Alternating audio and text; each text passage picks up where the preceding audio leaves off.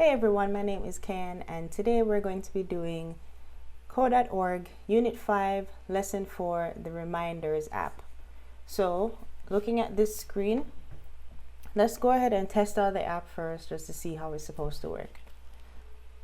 So once we add, let's hit run. Once we add a reminder, and there's a prompt to tell us to add a reminder, I'm going to put by eggs, add it.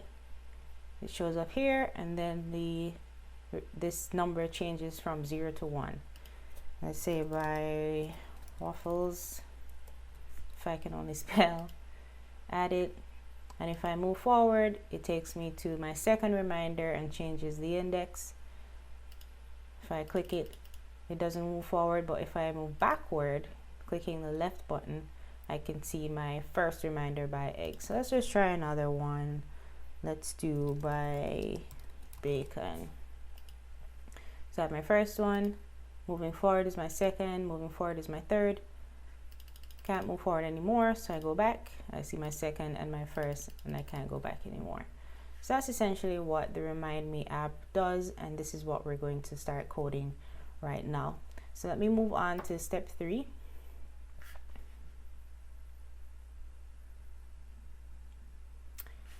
So if we run this, we can see it does nothing. Add a reminder, click add, it does nothing. So great. So let's go ahead and start working on our code. So I'm going to move to show text so I can add some comments first, so I can plan out exactly what I want my code to do. So first of all, I want to declare variables. After I declare my variables, I'm going to do the on events. So what happens when you click the add button, what happens when you click the right button, and what happens when you click the left button. So I'll do add button on event, left button, right button on event, and the left button on event. And just like our previous tutorials, we are going to have an update screen function because that's what we're going to use to set the properties of the different elements in our screen. So we'll do update screen. All right, so let us declare our variables. I'll do the blocks for this one just for fun. Go to variables, and we're going to use the concepts that they want us to use for this. So some of the concepts are variables, lists, on events, as you know, and conditionals, which are basically if statements. So for the index, that's going to change. I'm going to declare a variable for the index. So the index is equal to 0. And that's going to be something that's changing within my code. And then I also need to have a list to store all of my reminders. So I'll grab another variable here. I'll call this list reminders. And I am going to make this just an empty list to start. And we're going to populate it with what the user wants to enter as their reminders. All right, so our variables are all set. Now we're going to work on, let's do one on event. Let's do the add button on event, and then do the update screen, and then we can come back and do the right button and the left button. So let's do the add button on event. So when someone types a reminder in here and clicks add, I want it to appear up here. So when someone types into this box, which has the ID of reminder input, they click the add button, which has the ID of add button. I want that text to appear up here, which has the ID of reminder output. So reminder input, add button, and reminder output are the 3 things that we're going to use in this section. Okay, so let's go to the UI controls, and I'll drag over the on event. The ID is going to be add button. Once they click on it, we want to do something. So I'm going to first get the reminder that the user entered.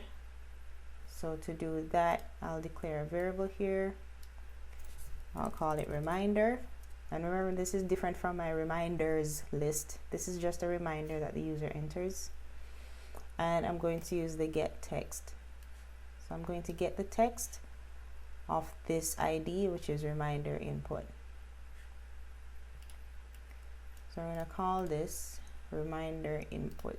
So I want to get the text of the reminder input, store it in the variable called reminder. All right. And after this, I have my list up here, so I just want to add that reminder to the reminders list. So we'll go to, where is it? Variables, append item, let's drag it over here. The list that I want to append it to is the reminders list, and what I want to append is a reminder.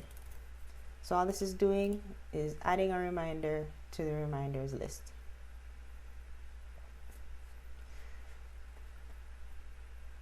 All right, now let's work on our update screen function. But let me go back to the text and add some comments here, just so that we're very clear on what we're doing. So we're gonna add or store users input into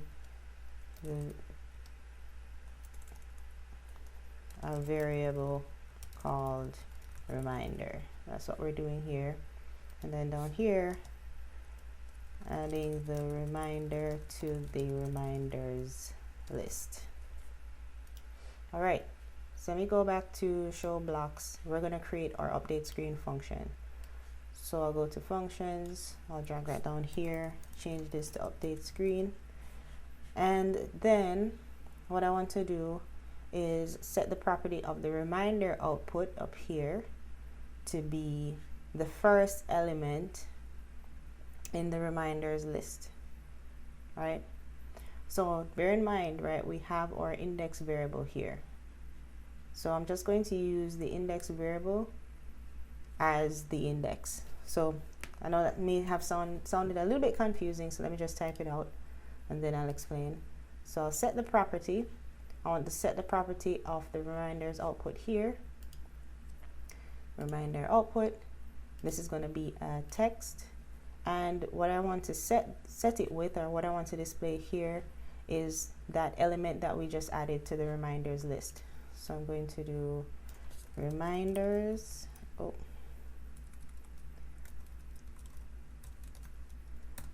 Reminders 0. We're going to change this to index, but let's just test this out and see if it works, right? So let's hit well, actually, let's add our update screen to our on event, because we've added the reminder to the reminders list, but we have not called the update screen function in order to set the property. So we created the function, but we didn't call it. There's also a little yellow icon that says it's defined but not called, and that's how you know that you may run into some problems. So first, let's go to functions. I'll drag this one over under here.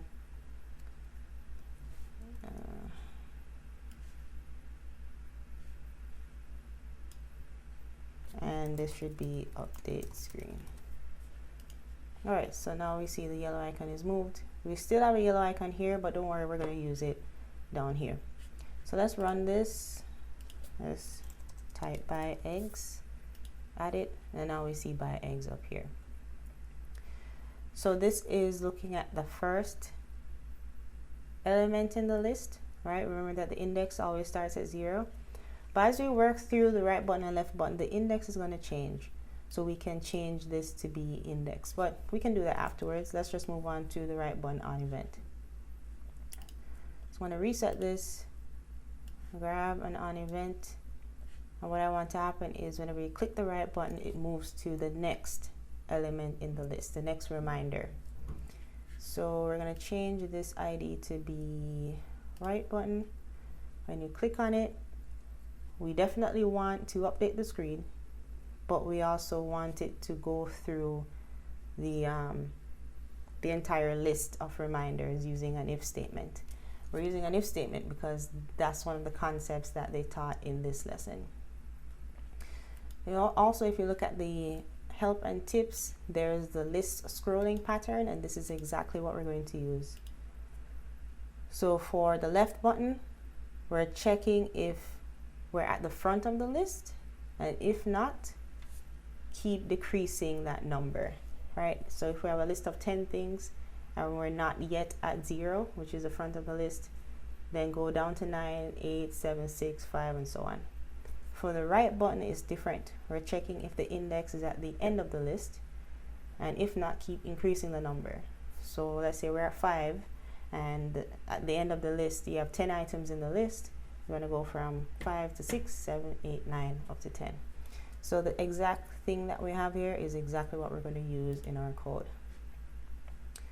So for the right button, we're going to grab the if statement.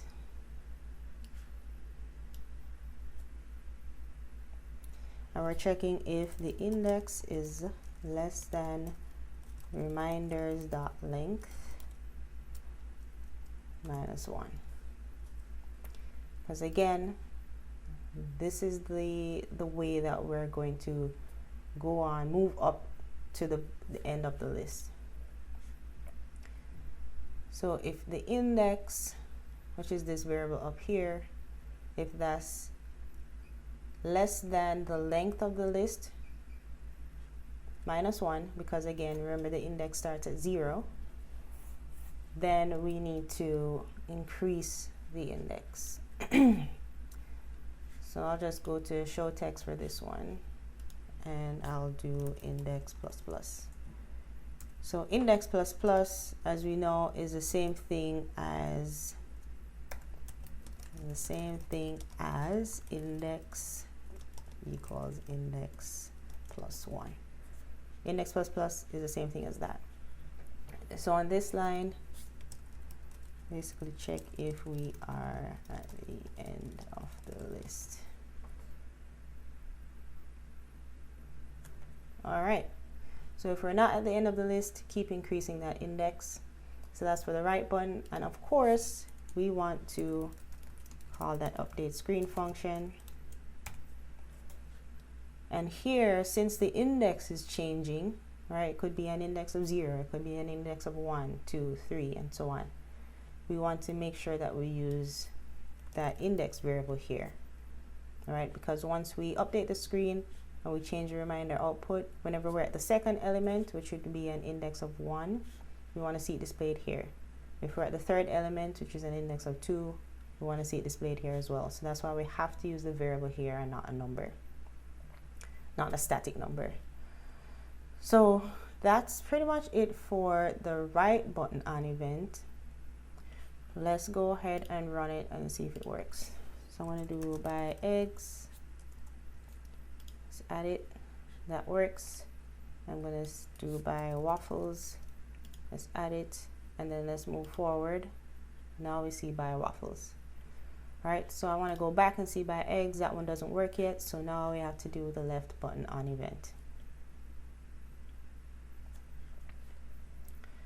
All right, so for the left button on event, we're going to do a similar thing, but bear in mind we're following the same convention, naming convention, or same syntax that we see here. Instead of my list.length minus 1, we're going to do if the index is greater than 0. So checking if we're at the front of the list. All right. So we'll grab the on event. This is going to be the left button, and we'll grab our if statement. So we'll do if index is greater than 0. Then we want to do index plus plus. Let me go to show text and add that in. My bad, we'll do index minus minus. So this is the same thing as index equals index minus 1. Index minus minus is the same thing as that.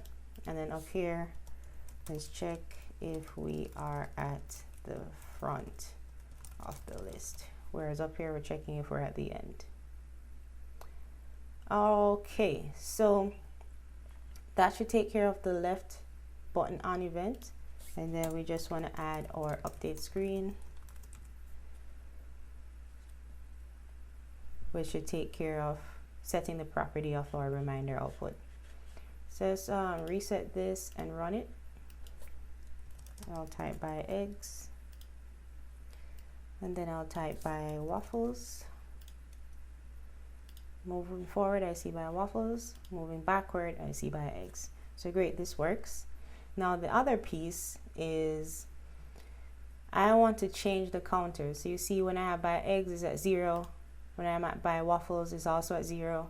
I want this to say 1, and I want this one to say 2. So we can use the index to determine what this should be. So if I reset this, this is going to be the count output. So we're going to modify that in the update screen. So let me head over to show blocks. I'll go to the UI controls, set the property, and this is going to be the count output. So this is going to be a text, and just like we use the index down here to figure out where in the list we are, we're going to use the index up here as well. So I'll do index, and let's just see what that looks like first before we do anything else. Let's run this by eggs, by waffles. So if I move forward, it becomes 1. If I'm back to the first element, it's 0. So the index is working, is correct. But I don't want it to say 0, because if a user is looking at my app or using my app, I wouldn't want them to say, you know, the first element in the list is 0, or their first reminder starts with a 0. I want them to see 1, and I want the second one to be 2, so that it lines up with how, you know, we think about lists naturally. So since the index is always going to start with 0, I'm just going to add a +1 here so that it starts at 1. So I'll do a reset. Let's run it. I'll do by eggs. Now it changes to 1. And then I'll also do by waffles. And let's add another one. Let's do by pancakes. So by eggs is the first element. By waffles is my second reminder. By pancakes is my third reminder. And if I go back, I see the same thing. So that works great. The only other thing, and this is more of a design decision, is whenever someone adds a reminder, I don't want the reminder to stay here. I want this to be cleared. And that's something that's simple that you can do. You can just drag in a set property here. We're going to change the reminder input.